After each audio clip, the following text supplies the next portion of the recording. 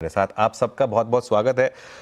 सुशील जी, मैं आपसे शुरुआत करूंगा क्योंकि चैनल पर आपने बहुत बोल्डली कहा था कि ये मार्केट ऑल टाइम हाई लगाएगा। तो क्या आपको ये नंबर्स पता थे? और दूसरी बात, क्या अब वो ऑल टाइम हाई अगले 15 दिन में लग जाएगा या थोड़ा वेट करना पड़ेगा?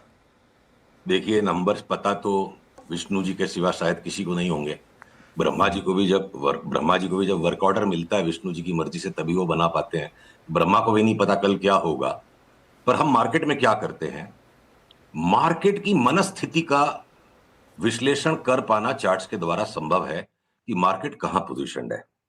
तो जो अनुज, आपने भी इस कंसेप्ट को बहुत सिंपल लेमैन्स लैंग्वेज में कई बार कहा, मार्केट की पोजीशनिंग।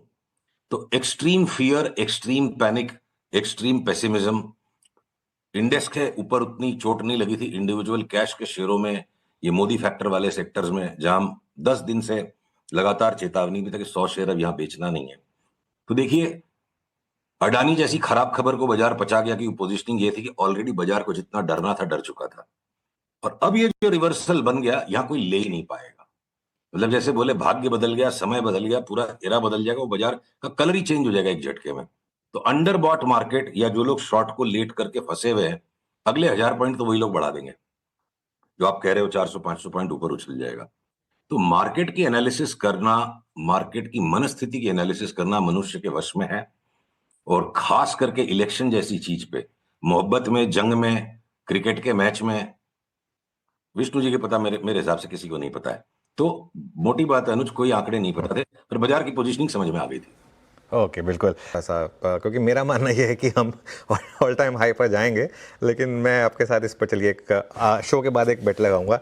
गौतम जी, आप हंस रहे हैं, मैं आपसे भी बात करता हूँ थोड़ा सा इस पर। और लेकिन मैं एक बार सुशील के पास वापस जाता हूँ। सुशील जी, बैंक निफ्टी जिसने लगातार आउट परफॉर्म किया, जिसने लगातार अपने लोज को होल्ड किया, 200 मूविंग एवरेज, जिसको खैर आप ज़्यादा इंपॉर्टेंट नहीं मानते हैं लेकिन फिर भी उसको होल्ड किया, क्या बैंक निफ्टी पहले ऑल टाइम हाई लगाएगा?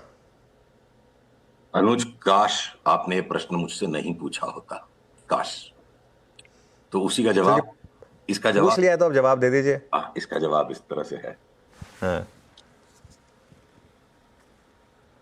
मतलब कुछ हो भी जाएगा, इसका ऑल टाइम हाई आ भी जाएगा, तो इसमें तेजी का दांव लगा के पैसे कमाना बहुत ज्यादा कठिन काम है कंपेयर टू स्ट्रेट फॉरवर्ड पैसा आपको जो दुनिया भर के और सेक्टर्स में बनेगा।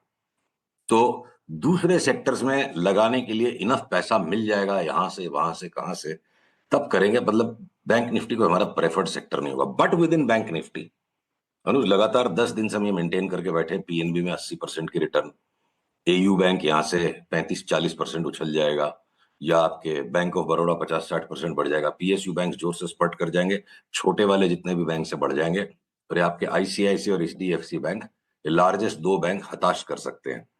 तो छल कपट होगा, पर लार्जली जब पूरे बाजार को ऊपर फटना है, तो छोटे वाले बैंक्स तो स्ट्रेट फॉरवर्ड सीधे बैट से छक्का मारने वाले स्टॉक के चार्ट्स हैं, और दुनिया भर के बाकी के सेक्टर्स हमें ज्यादा सरल पैसा दिखता है। ये एचडीएफसी और आईसीआईसीआई बैंक ने ना थोड़ा क्लेश मचाया हुआ है। अच्छा, बार मार्केट का रिएक्शन कंप्लीटली मैच्योर रहा था। Sushil ji, PSUs, railway, defence Monday morning को 10% के गैप अप के बाद भी खरीदेंगे क्या? मैं 10% का गैप अप अज्यूम कर रहा हूं, हो सकता है कम हो। अनुज, ये गैप अप में खरीदने का साहस मैं कभी नहीं कर पाया। इसका मतलब ये नहीं है कि मेरा ही तरीका हमेशा काम है। हम जनरली ये करते हैं, जब भी बड़ा गैप अप गैप डाउन होता है, हम घंटे 2 घंटे उसको समय देते हैं। और हो सकता है कि इस गैप अप के बाद 1-2 दिन अगर बाजार में कोई ठंडक आए, तो हमको उसमें एंट्री करने में ज्यादा आसान पड़ेगा। मैं ब्रॉड कॉल ये लेना चाहता हूं यहां से कि ये 40-50% टाइप की गेन्स बिल्कुल पॉसिबल है डिफेंस, रेलवे और पीएसयू जैसे स्टॉक्स में। समझिए 15-20 जनवरी तक, 26 जनवरी तक समझिए, ये नया इतिहास बना देंगे, कोई बड़ी बात नहीं लगती है। और पीएसयू बैंक्स में 30-40%, साथ में आईटीसी लग जाएगा, उसके 40-50% वाली ब्रैकेट में टाटा मोटर्स लग जाएगा, और ये एफएमसीजी, रिलायंस जुड़ जाएंगे कंज्यूमर नेम्स के साथ 25-30% तक की भी गेन देने में। तो बहुत कुछ इंडेक्स के बाहर है।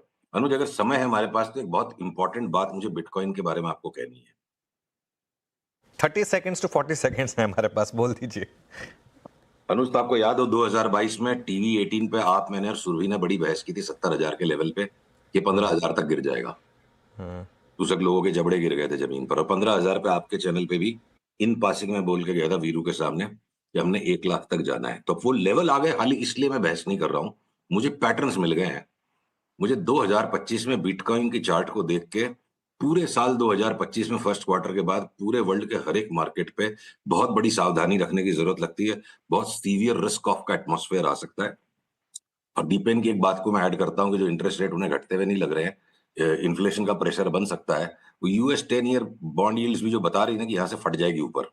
जब something Contra intuition may be geopolitical risks will expand despite the fact कि ट्रंप जीत के आ गया एंड ही नॉर्मली वो बहुत शांति प्रिय व्यक्ति है। तो 2025 में अगर ये 26-27 साढ़े 26-27 हजार की इंडेक्स का उछाला आता है, तो वहां बहुत सारे स्टॉक्स के लिए लॉन्ग टर्म कॉल लेके लॉन्ग टर्म चार्ट जो कंप्लीट हो रही है, बहुत बड़ा पोर्टफोलियो रिबैलेंस करना पड़ सकता है। और लास्ट 3-4 साल के जितने भी एक्सट्रीमली पॉपुलर स्टॉक्स हैं, रेलवे, डिफेंस, जो इजी नो ब्रेनर है, इन सब में से हो सकता है कि आपको लॉन्ग टर्म एग्जिट्स भी लेने पड़े इस अगले उछाल में। वो सावधानी रखनी है। मंदी के अंदर में कोई को लगता नहीं कि माल लेना, और जब वो आएगी तेजी जनवरी में, उस टाइम जब आपके साथ चैनल पे डिस्कस होगा कि यहाँ से वापस निफ्टी 21,000 जाएगी, हमारी तो ट्रोलिंग तब भी नक्की है। हम भाग्य में लिखवा के लाए नहीं, ट्रोलिंग। कोई नहीं, ट्रोलिंग से खैर स्ट्रैटेजी नहीं बदली जाती। Thank you so much Sushil ji, thank you so much Gautam